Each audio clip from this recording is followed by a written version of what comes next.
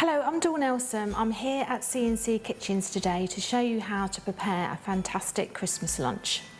So we've got the turkey first of all, and it's really important that the turkey comes out of the fridge at least half an hour before you're going to prepare it to put it into the oven. This allows less shrinkage, allows the turkey to come to room temperature so that when you finally cook it, it doesn't actually shrink in size too much. So turkey tends to be quite a dry meat. We all know that, and most people are, a bit weary of turkey because they don't want it to dry out. So the most important thing to do before you put the turkey into the oven is to make sure the turkey is kept nice and moist. So a good tip of doing that and to make it actually nice and moist is first of all is to put some butter underneath the skin onto the breast. Now the skin is actually quite flexible, and as you can see right through the skin. You can see the butter going in. So when that butter melts in the oven, it's going to melt into the breast of that bird and help to keep that nice and succulent and nice and moist. So it's easy to wear gloves, so you can actually poke it right down into the depths. So you can see right through the skin, so that you get that moistness right down onto the flesh through the skin. So a good couple of knobs of butter, and it will melt down. Popped underneath there we go. Another important thing which is really lovely to do is to actually stuff the bird with some flavourings. So something like a lemon, an onion, because that will help to keep it moist, but it also give it some nice flavour. And you can use this at the end to make your stock for your gravy with the giblets. Now, most turkeys still come with giblets, and it's important that your giblets are used because they make a lovely gravy. So the giblets are popped into a pan. There's normally the neck, the heart and the liver. Add hot water to that pan. Keep boiling that for a good 45 minutes until it's reduced down. Then add your stock, and that makes an amazing gravy. And then of course all your juices from your turkey, when it's been cooking, you can then add your juices to your stock as well. Finally, some herbs. Any fresh herbs you might have in the garden or at home, just to give that lovely flavour, all stuffed into the cavity of the turkey. Now the final thing to do is just to put some lovely streaky bacon over the breast of the turkey, again helping to keep it nice and moist. Streak is best because it's a lot longer and it's a lot thinner and it cooks nice and crisp. Now the turkey goes into the oven at 180 and it's cooked at 35 to 40 minutes per kilo. And it's important to weigh your turkey beforehand so you know exactly how long to cook the bird for. I'll just pop that in down there. So all the breast is coated now with the butter and with the bacon, and then it's ready to go into the oven. If you've got a wire rack, then that's fine to allow the juices for the stock to drip down onto the tray.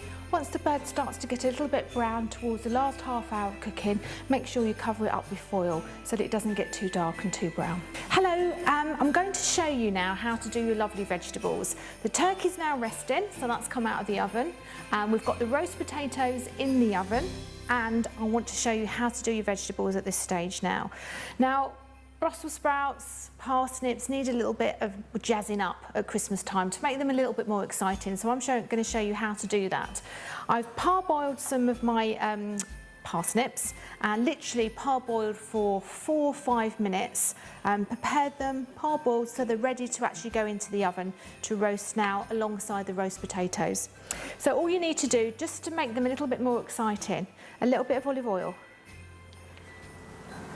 rapeseed oil, any type of oil, a little bit of drizzly honey. Now this is the basic way of really tarting them up and making them a little bit sweeter, a little bit crunchy, a little bit more enjoyable than just plain parsnips. Plenty of fresh salt and pepper, very easy. Now if you wanted to add some sesame seeds at this point, it's quite nice to give it a little bit of crunch. If you've got nobody allergic, then that's fine. A little bit of salt and pepper. And then these go into the oven. They only take about 15-20 minutes on 180. So they should be ready at the same time as your roast potatoes to serve lovely with them. So that's your parsnips. And I want to show you some Brussels sprouts. Now, a lot of people don't like Brussels sprouts. A lot of people find them a little bit bitter. I know my children, it's not their favourites, but we tend to just have a couple just for the nice colour on the plate at Christmas. But this is a really nice way of making them a little bit more enjoyable and a little bit more palatable. I'm sure they will all get eaten. Now, Brussels sprouts, when you parboil them, you need to take the tops off and take out all the outer leaves of the Brussels sprout until you've got a lot smaller Brussels sprout like these. Now, these have been parboiled, and I parboiled them in some boiling water literally for 3 minutes, just so that they're slightly soft but not too soft, because I'm now going to stir fry them with some pancetta. To actually stop the cooking process, I plunge them into some cold water as well. So 3 minutes boiling, plunge into cold water, and then they're ready to stir fry. So you can do this process on Christmas Eve. So literally Christmas Day, you'll just stir fry very quickly with the pancetta and then just serving them. So I've got my pan nice and hot. I'm going to add some butter. So the butter, and again, anything cooked in butter is always yummy, isn't it? So a nice big knob of butter goes in there. And my pancetta, smoked pancetta is the best pancetta to give the lovely flavour. So turn that down. And all you do is just for a couple of minutes is just cook the pancetta off, and then add those parboiled Brussels sprouts into that butter and that pancetta. And then just stir fry. I've got some fresh sage as well. Any fresh herbs in there will make that little bit of difference on the flavour. Salt and pepper.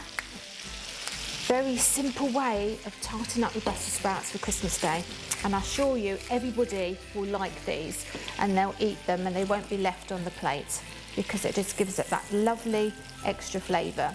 So what I'm going to do is just stir fry these for literally about 5 to 7 minutes until the Brussels sprouts are softened a little bit further, cooked through a little bit longer, and the pancetta is nice and crispy, and then they can be served.